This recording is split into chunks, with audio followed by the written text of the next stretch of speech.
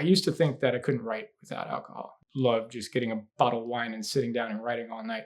That's what I thought.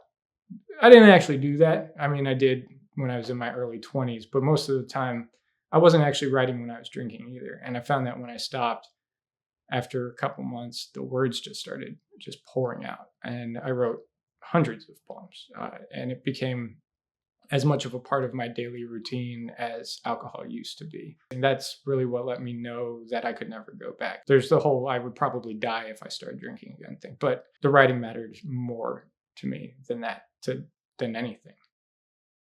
My name is Preston, and this is my sober story. You've got to get a hold of yourself.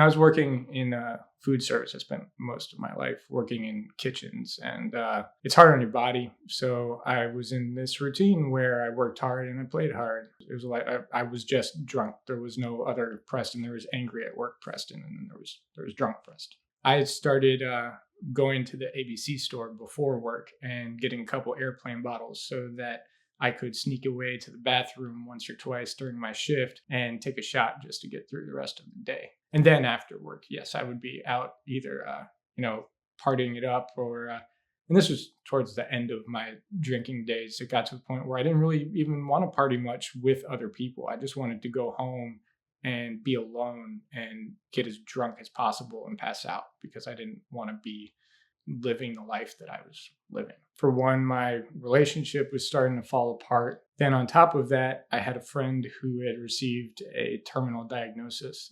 She had cancer, and I wanted to be there for her, and I really wanted to help be present. And I was finding very quickly that I couldn't do that because I was so overwhelmed by the idea of losing my friend. I was self-medicating. I was doing the thing that I knew how to do in order to handle my emotions because I had been drinking for 15 years. I had no practice with difficult emotions. I just knew how to numb them. There came a moment where I realized that it wasn't sustainable anymore. I stopped going out at first, but the main thing for me wasn't so much of a lifestyle switch as it was a shift in perspective. And I had to get mad at alcohol. It was such a part of my personality that was kind of difficult to do because I had viewed it as sort of the only redeeming part of my personality. And it wasn't. And I had to get mad at it for making me feel like it was. And that kind of informed a lot of other decisions where this idea that having fun was alcohol and relaxing was alcohol and having a conversation with somebody and getting really deep with it, that was alcohol too. I had to find other ways to be comfortable in my own skin, and that I had to eventually forgive alcohol in order to move on because that anger was just another kind of attachment to it. I studied to become an end-of-life doula so that I could better help my friend and other people going forward. I moved out to the country, started doing leather work, have my own business now. That's what I do, which I could never have done before because I would have gotten frustrated. I never would have gotten good at it. It's hard to have patience with yourself or with anything, but especially with yourself when you're drinking because you are so accustomed to instant gratification. You have a way that you want to feel, and you can either spend a lot of time working towards that to become good at something, or you can just have a drink and have it right now.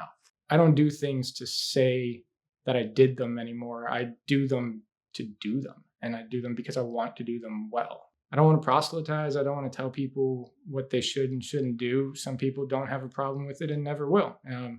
It's a personal decision. And if somebody told me to, and people did actually tell me to quit drinking before I quit, and I didn't listen. If you know somewhere deep down that it's becoming one for you, you have to do all of the work of evolution that you put off because it was easier to drink. And that's terrifying. So it's not just, I'm going to stop doing this thing. It's a full life change. I can't convince anybody to do that. If you feel like you're getting to a point in your life where what was making you happy and what was getting you through the day is dragging your days down, then explore the concept that you do have a choice as to how you want to live your life.